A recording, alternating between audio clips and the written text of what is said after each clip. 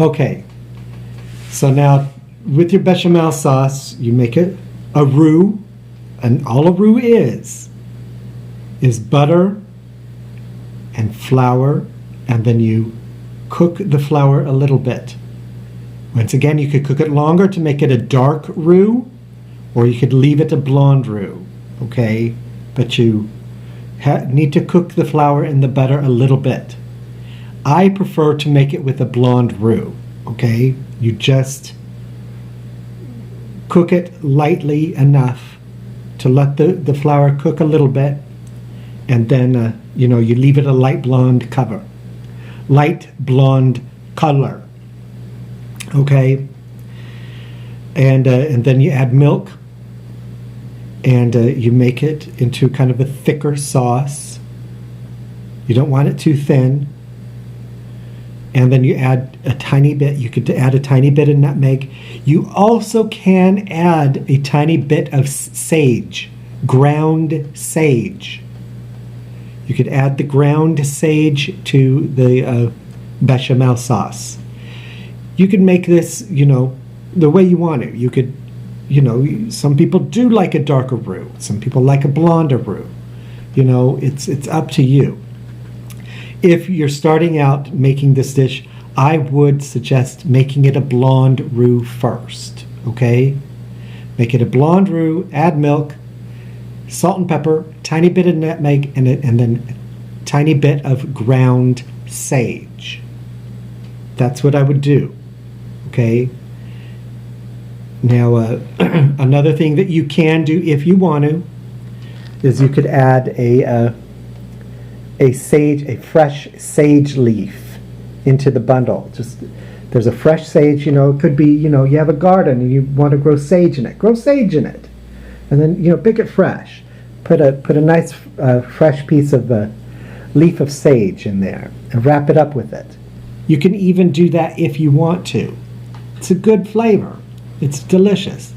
Or, you could just add a little bit of ground sage to your bechamel sauce.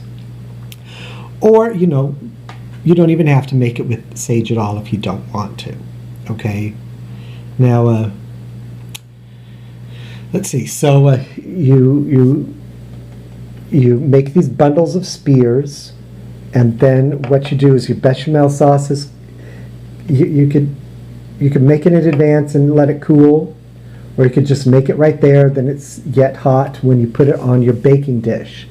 You put a coat, just a fair coat of bechamel on the bottom. Then you take your bundles of spears, and you put them next to each other.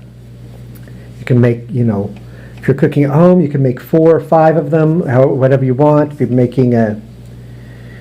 making this dish just for yourself, you could, put 4 or 5 rolls there for yourself. You can also put 8 to 10 for you and your domestic partner.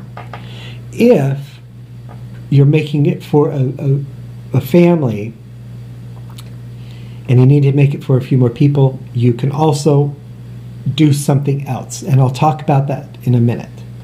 But first, let's just talk about how you make this dish for 1 or 2 people, okay?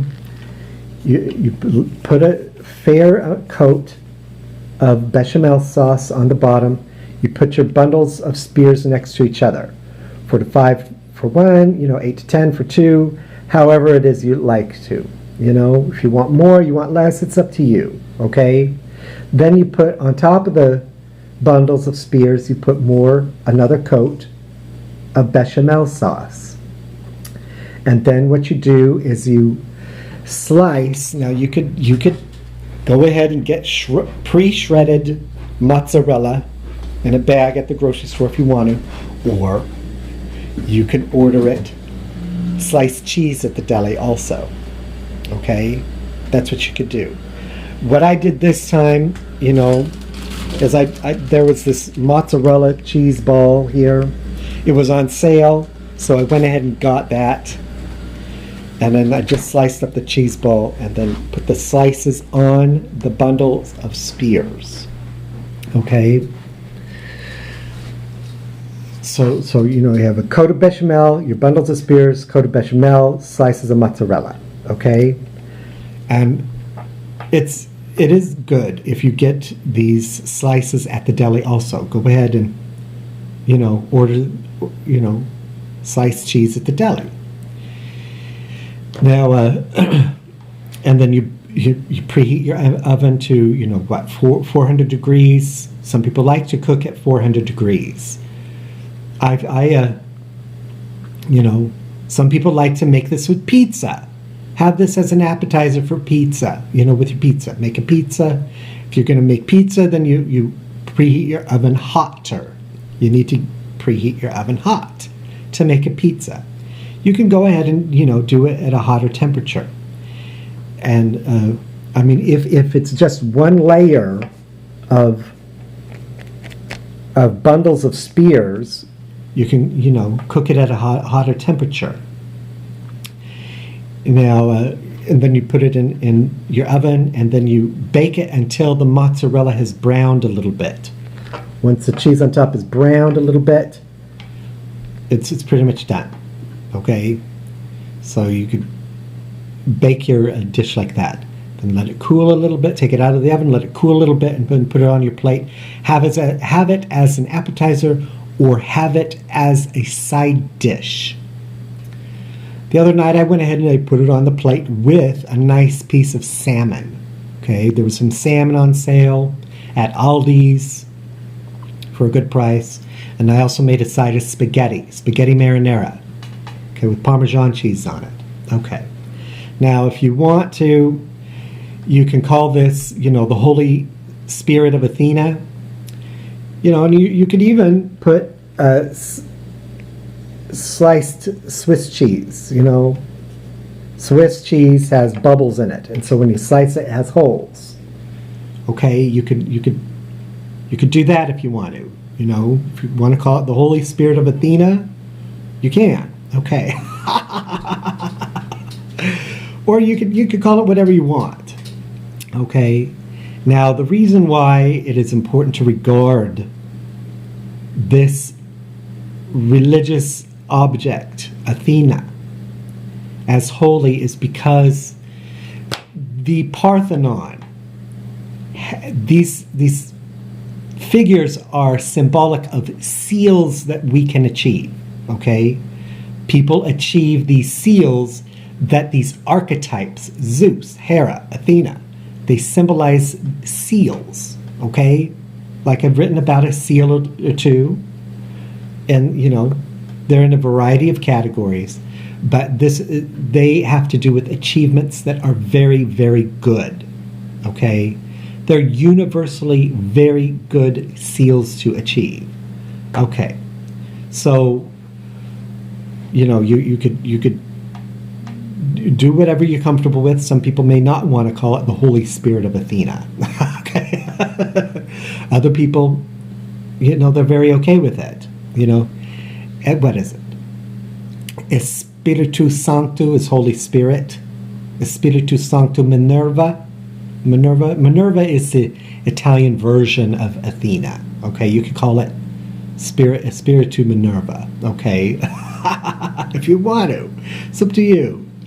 But it's important to develop this respectful nature for other faiths. Okay, there are people who worship Athena publicly.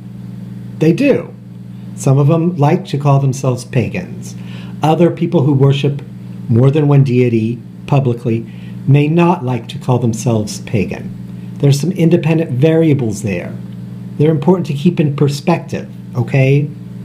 So if you want to call it the Holy Spirit of Athena, if you want to call it the Spears of Athena, if you want to call it Asparagus Athena, it is up to you. You could, just call it whatever you want. It's okay. It's a delicious dish. It's very, very good. But I'm going to attach with this email a video of Perseus defeating the lava monster with the spear of Athena. Okay, and that is symbolic of something. There is something symbolic that is very, very important. It does have to do with something that is very true. Okay, So another way you can make this dish, if you want, is you can make it with a variety of meats. You could wrap one bundle in prosciutto, wrap another bundle in roast beef. You could wrap another bundle in Black Forest ham. You could, and have a variety of meats there. And another way you could prepare the dish is you make more than one layer. Get a bechamel, layer of bundles, bechamel, cheese. Then make another layer on top of it. More bechamel. Another layer of bundles of spears. Put more bechamel on it. Then more cheese. You could make it with more than one layer and bake it. How you would need to bake it would be a little different. When you're first starting out with this dish, I would first start out with just one layer and get the experience of baking it first. Don't start out with more than one layer. Just do one layer, bake it, taste it, enjoy it. It is so good. It is delicious. Oh my gosh, I had it the other night and I just love it.